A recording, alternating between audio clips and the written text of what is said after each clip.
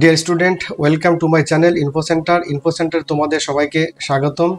আজকে আমি এই ভিডিওতে আলোচনা করব কিভাবে একটি ভালো প্রিফারেন্স লিস্ট তৈরি করা যায়। অর্থাৎ একটি প্রিফারেন্স লিস্ট তৈরি করতে হলে কোন কোন বিষয়ে খেয়াল রাখা উচিত, কোন কোন পয়েন্টে গুরুত্ব দেওয়া উচিত, সেই সমস্ত পয়েন্ট, কিছু গুরুত্বপূর্ণ পয়েন্ট নিয়ে আজকে আমি তোমাদের সঙ্গে আলোচনা করব। তো তার আগে সর্বপ্রথম আমরা দেখে নিই যে এই প্রিফারেন্স লিস্ট ব্যাপারটা কি। How to make preference list. How to make preference list. Dear student, ধরো তুমি বা এক্স, তার প্রাপ্ত র্যাঙ্ক, সে যে নাম্বার পেয়েছে তার নাম্বারের বেসিসে তার র্যাঙ্ক হয়েছে 1000। এখন এই 1000 র্যাঙ্কের বেসিসে সে তো চাইবে সব থেকে টপ কোন কলেজটি সে পেতে পারে। ধরো সব থেকে টপ কলেজ যদি আমরা বলি, টপ কলেজের মধ্যে তো যখনই আমরা বলবো তখন একটাই নাম আসবে, এমস দিল্লি। তাহলে 1000 র্যাঙ্ক করে তো এমস দিল্লি পাওয়া সম্ভব নয়। তবে এটাও ঠিক যে এই 1000 র্যাঙ্কের মধ্যে তুমি এ কলেজ পেতে পারো, তুমি বি কলেজ পেতে পারো, তুমি সি কলেজ পেতে পারো, এক্সেট্রা এক্সেট্রা।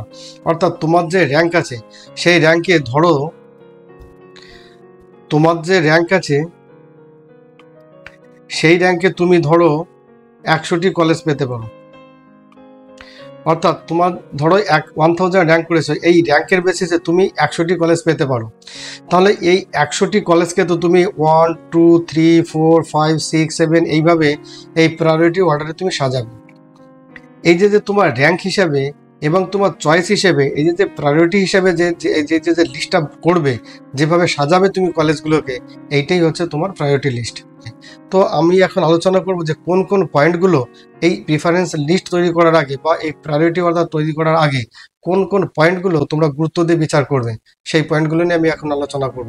তো দেখে নেওয়া যাক কোন কোন পয়েন্টগুলো।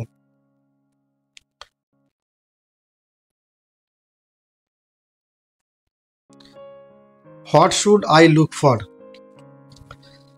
আমি প্রিফারেন্স লিস্ট যখন তৈরি করব কোন কোন বিষয়ে খেয়াল রাখবো, আমি এখানে কতগুলো পয়েন্ট আলোচনা করব। তার মধ্যে সব থেকে উপরে বা টপে যে পয়েন্টটাকে আমি গুরুত্ব দিয়েছি সেটা হচ্ছে ইয়ার অফ এস্টাবলিশমেন্ট। আমি এখানে এস্টাবলিশমেন্টের গুরুত্বটা কেন দিয়েছি সেটা আমি এখানে এক্সপ্লেন করব এখন।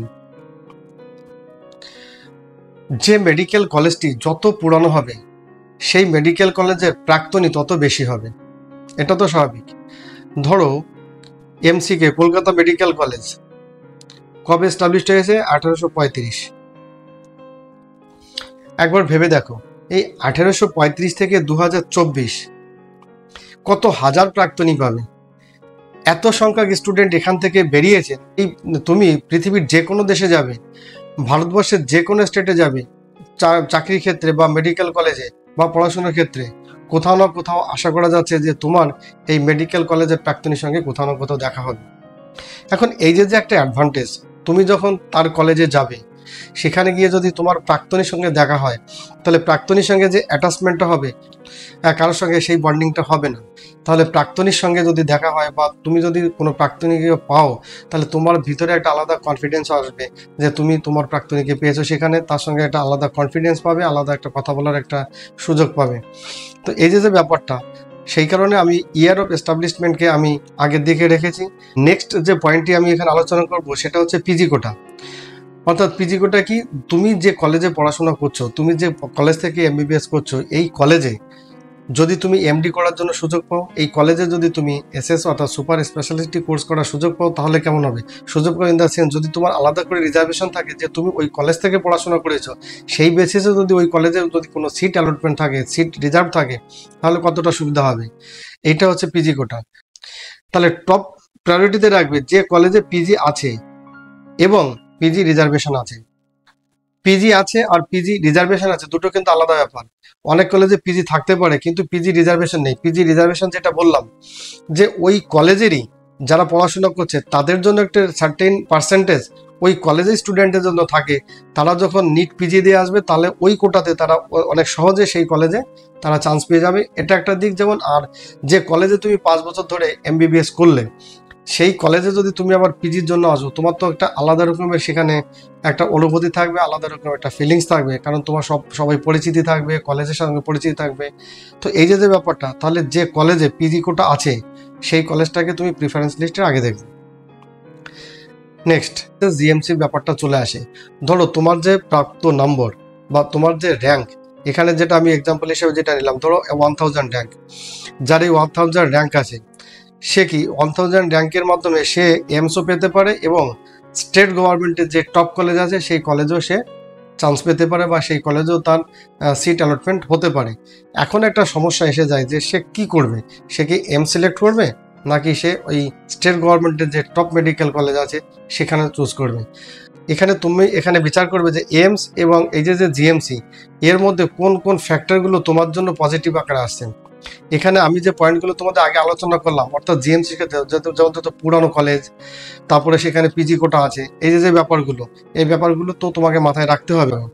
তাহলে তুমি চয়েস করবে কি যে তোমার বাড়িটা কোথায়, সেখান থেকে তুমি কোন এমসটি পাচ্ছ, আর গভর্নমেন্ট কলেজ পেলে অর্থাৎ স্টেটের যে টপ কলেজ সেটা তুমি কোথায় পাচ্ছ।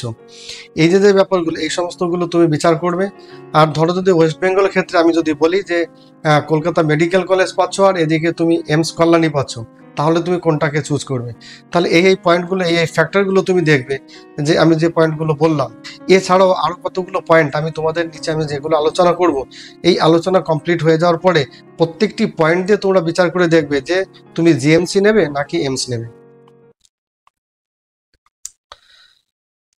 নেক্সট যে পয়েন্টটা বলো সেটা হচ্ছে বন্ড সার্ভিস। এই বন্ড সার্ভিস কি হয়? বন্ড সার্ভিসটা হচ্ছে বিভিন্ন স্টেটে বিভিন্ন রকমের টাইম ডিউরেশন থাকে।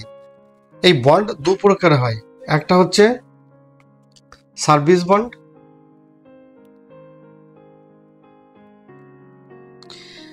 আর একটা হচ্ছে ডিসকন্টিনিউশন বন্ড।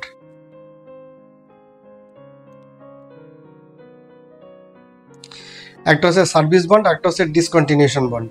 অর্থাৎ তুমি এমবিবিএস পাস করলে, পাস করার পরে ওই স্টেটেই তোমাকে সার্ভিস করতে হবে যতদিন ওই বন্ড থাকবে। এবার কোনো কোনো স্টেটে 1 বছর থাকে, কোথাও 2 বছর, কোথাও 5 বছর। তাহলে তুমি যখন অল ইন্ডিয়া কোটাতে যখন পার্টিসিপেট করবে, কাউন্সিলিং করবে, অল ইন্ডিয়া কোটাতে কাউন্সিলিং করবার সময় কিন্তু এটা দেখে নেবে যে কোন স্টেটে তুমি যাচ্ছ, সেই স্টেটে সার্ভিস বন্ড আছে কিনা। আর ডিসকন্টিনিউশন বন্ড হচ্ছে ধরো তুমি ডিউরিং স্টাডি টাইম তুমি কোর্স কমপ্লিট করলে না, ছেড়ে চলে এলে। নেক্সট পয়েন্ট হচ্ছে হসপিটাল, ল্যাব এবং হস্টেল। যে হসপিটালে তুমি পড়াশোনা করবে অর্থাৎ 5 বছর ধরে এমবিবিএস পড়বে, সেই হসপিটালটি কেমন হবে, তার ইনফ্রাস্ট্রাকচার কেমন আছে, সেখানে পরিবেশ পরিস্থিতি কেমন, এই দিকটা তোমাকে দেখতে হবে। প্লাস ল্যাবটা কেমন আছে, কারণ ল্যাব যদি ঠিকঠাক না থাকে, কারণ তোমাকে এই যে কোর্সটা এমবিবিএস, এটা যেমন তোমাকে থিওরিটিক্যাল ক্লাসে চলবে, থিওরিটিক্যাল যেমন পড়াশোনা চলবে, সাথে সাথে তোমাদের এই যে প্র্যাকটিক্যাল যে এক্সপেরিমেন্টগুলো সেগুলো তোমাকে করতে হবে। বিভিন্ন ধরনের এক্সপেরিমেন্ট করতে হবে, সেটা ল্যাব না হলে তো সেটা সম্ভব হবে না। তাহলে যে কলেজটি তুমি যাবে সেখানে ল্যাব ফ্যাসিলিটিস কেমন আছে, সেখানে ল্যাবের যে সমস্ত মেশিনারি জিনিসগুলো আছে, যে সমস্ত মাইক্রোস্কোপ যেগুলো আছে সেগুলো কেমন আছে, কত সংখ্যক আছে, অর্থাৎ ছাত্রর সঙ্গে তার যে ইনস্ট্রুমেন্টালের যে রেশিও সেটা ঠিকঠাক আছে কিনা, অর্থাৎ তোমরা তোমার এক্সপেরিমেন্টের জন্য বিভিন্ন ধরনের যে সমস্ত ইনস্ট্রুমেন্টের প্রয়োজন হয় সেটা তোমরা পাবে কিনা, অ্যাভেলেবেল আছে কিনা, এই সমস্ত বিষয়গুলো কিন্তু দেখার ব্যাপার আছে। নেক্সট হচ্ছে হস্টেল ফ্যাসিলিটিস। সবার বাড়ির কাছেই যে তোমরা কলেজ পেয়ে যাবে এমনটি নয়, তাহলে তোমাকে কি হস্টেলে থাকতে হবে। এবার হস্টেল ফ্যাসিলিটিস আছে কিনা বা যদি থাকে কত সংখ্যা হস্টেল আছে, সেখানে গিয়ে তুমি হস্টেল পাবে কি পাবে না, এই সমস্ত ব্যাপারগুলো আছে। যদি হস্টেল না পাও তাহলে তার কলেজের নিয়ার বাই সেখানে থাকার ব্যবস্থা আছে কিনা, সেই সমস্ত ব্যাপারগুলো কিন্তু ডিপেন্ড করে। এই নেক্সট পেশেন্ট লোড, রোগীর কেমন সেখানে আনাগোনা আছে। যে তুমি যখন ওয়ার্ডে ডিউটি করতে যাবে সেখানে রোগীর সংখ্যা কেমন আছে, যদি সেখানে রোগীর ইনফ্লেশনটা বেশি থাকে, সেখানে যদি পেশেন্ট লোডটা বেশি থাকে, তুমি যদি প্রচুর ডিউরিং তোমার কোর্স তুমি যদি প্রচুর রুগী দেখতে পারো এবং 4 বছর পরে যখন তুমি ইন্টার্নশিপ করবে তখন তোমাকে সেখানে রুগী দেখতে হবে। তাহলে যদি তুমি এমন একটি কলেজ থেকে এমবিবিএস করো যেখানে প্রচুর প্রচুর প্রচুর রুগী তুমি দেখার সুযোগ পাবে, এবার যত বেশি তুমি রুগী দেখতে পারবে তত তুমি ভ্যারাইটিস অফ রোগের সঙ্গে তোমার পরিচিতি হবে, ভ্যারাইটিস অফ রোগের উপরে তোমার এক্সপিরিয়েন্স হবে। টাইপ অফ সিটি, অর্থাৎ যে মেডিকেল কলেজটি তুমি চয়েস করবে সেই মেডিকেল কলেজটি কোন সিটিতে অবস্থিত। কারণ তোমাকে তো সেখানে 5 বছর থাকতে হবে, 5 বছর ধরে তো তুমি সেখানে কোর্সটি করবে, তাহলে 5 বছর থাকার জন্য অর্থাৎ তোমার যে নেসেসিটিস, প্রয়োজনের যে সমস্ত জিনিসগুলো সেগুলো যদি তুমি সব অ্যাভেলেবেল পাও, তাহলে কিন্তু সেই সমস্ত সিটিতে তোমার স্টাডি করা সুবিধা হবে এবং 5 বছর কাটানো অনেকটা সুবিধা হবে। তাহলে এই কলেজ চয়েসের ক্ষেত্রে কিন্তু তুমি দেখবে যে কলেজটি কোন সিটিতে অবস্থিত। Next, faculties. তবে ফ্যাকাল্টিসটাকে আমি খুব একটা এখানে গুরুত্বপূর্ণ পয়েন্টের মধ্যে এটাকে আমি ধরবো না।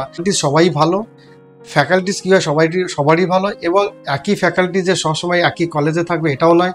ফ্যাকাল্টিসরা কিন্তু তাদের রোটেশনালি পোস্টিং হতে থাকে, যেহেতু এটা গভর্নমেন্ট সার্ভিসের মধ্যে পড়ে, রোটেশনে কিন্তু ফ্যাকাল্টিসদেরও পোস্টিং রোটেশন হতে থাকে, তাহলে ফ্যাকাল্টিস ব্যাপারটা অতটা ইম্পর্ট্যান্টের মধ্যে আসবে না। Next, fee structure. ফি স্ট্রাকচারটা তখনই ভাবার বিষয়টা এসে যায় যখন তুমি যদি প্রাইভেট কলেজ চুজ করো, কারণ গভর্নমেন্ট কলেজে খুব একটা ফারাক পড়ে না, হাই এই যে ফি এটা দেখা যায় না।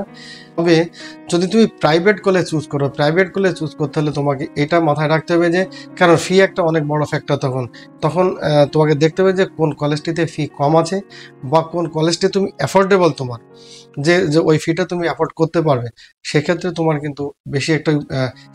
তোমার কিন্তু একটি গুরুত্বপূর্ণ ভূমিকা পালন করবে এই ফি স্ট্রাকচারটা, অর্থাৎ সেখানে কত টাকা খরচা লাগবে এই এমবিবিএস কোর্স করার জন্য। নেক্সট পয়েন্ট, এটাকে আমি লাস্টেই রেখেছি, এটা হচ্ছে ব্যারিয়ার। ব্যারিয়ার মিনস বাধা, কি ধরনের সমস্যা হতে পারে। অনেক সময় কি হয়, ধরো তুমি নর্থ ইন্ডিয়ান আছো, বা তুমি ধরো আমার ওয়েস্ট বেঙ্গলে আছো, ওয়েস্ট বেঙ্গল থেকে তুমি চেন্নাইয়ে গেলে বা কেরালাতে গেলে একটা ভালো কলেজ পেলে, বা চেন্নাইয়ে কোনো ভালো কলেজ পেলে, বা তামিলনাড়ুতে ভালো কলেজ পেলে, বা কর্ণাটকাতে ভালো কলেজ পেলে, তুমি সেই কলেজটাকে চুজ করলে এবং সেখানে পড়াশোনা করতে গেলে, তাহলে এখানে গিয়ে তুমি বিশেষ করে যে দুটো সম্মুখীন হবে প্রবলেমে, সেটা হচ্ছে একটা হচ্ছে ল্যাঙ্গুয়েজ, এবং একটা হচ্ছে ল্যাঙ্গুয়েজ, একটা হচ্ছে খাবার অর্থাৎ ফুড। সাউথ ইন্ডিয়ানদের খাবার এবং আমাদের খাবার দাবারের সঙ্গে খুব একটা মিল নেই, তোমরা ভালো করে জানো যে সেখানে খাবার দাবার আর আমাদের খাবার দাবারের মধ্যে একটা মিল খুঁজে পাওয়া যায় না। তাহলে এটা একটা প্রবলেম, তোমাকে 5 বছর থেকে সেখানে পড়াশোনা করতে হবে। তো খাওয়া দাওয়ার একটা ফ্যাক্টর আছে, এটা একটা যেমন দিক, তার থেকে ইম্পর্ট্যান্ট যেটা হচ্ছে সেটা হচ্ছে ল্যাঙ্গুয়েজ। অর্থাৎ যারা তুমি তো পেশেন্ট দেখবে, পেশেন্টরা তো আর হিন্দি বা ইংলিশ জানবে না, তাদের সঙ্গে তো তাদের লোকাল ভাষায় তোমাকে কথা বলতে হবে। তাহলে তুমি যদি সাউথে যাও বা এমন স্টেটটাকে যদি তুমি চুজ করো যেখানে ভাষার ব্যাপারটা রয়ে গেছে, তাহলে তো তোমার পেশেন্টের সঙ্গে ইন্টারাকশানটা তোমার কমে যাবে। পেশেন্ট কি বলতে চাইছে আর তুমি তার কাছ থেকে শুনে তুমি কি ফিল করছো বা তুমি কি বুঝতে চাইছো সেটাই তো তোমার বুঝতে পারবে না, তাহলে তোমার কোর্সের ক্ষেত্রে এটা একটা বড় রকমের ব্যারিয়ার হতে পারে। তো স্টুডেন্টস, এই ছিল যে সমস্ত পয়েন্ট, কিছু গুরুত্বপূর্ণ পয়েন্ট, যেটা আমার মনে হলো যে এই সমস্ত পয়েন্টগুলো আলোচনা করা উচিত তোমাদের সঙ্গে। কারণ এখন যে সময় চলছে, এই সময়ের মধ্যে তোমরা প্রিফারেন্স লিস্ট তৈরি করবে। তাহলে প্রিফারেন্সের লিস্ট তৈরি করতে হলে কোন ফ্যাক্টরগুলোকে গুরুত্ব দিয়ে দেখতে হবে, ভাবতে হবে। এই ছিল তাদের মধ্যে কতগুলো গুরুত্বপূর্ণ পয়েন্ট। তো স্টুডেন্ট, তোমরা সবাই ভালো থেকো, সুস্থ থেকো। Thank you.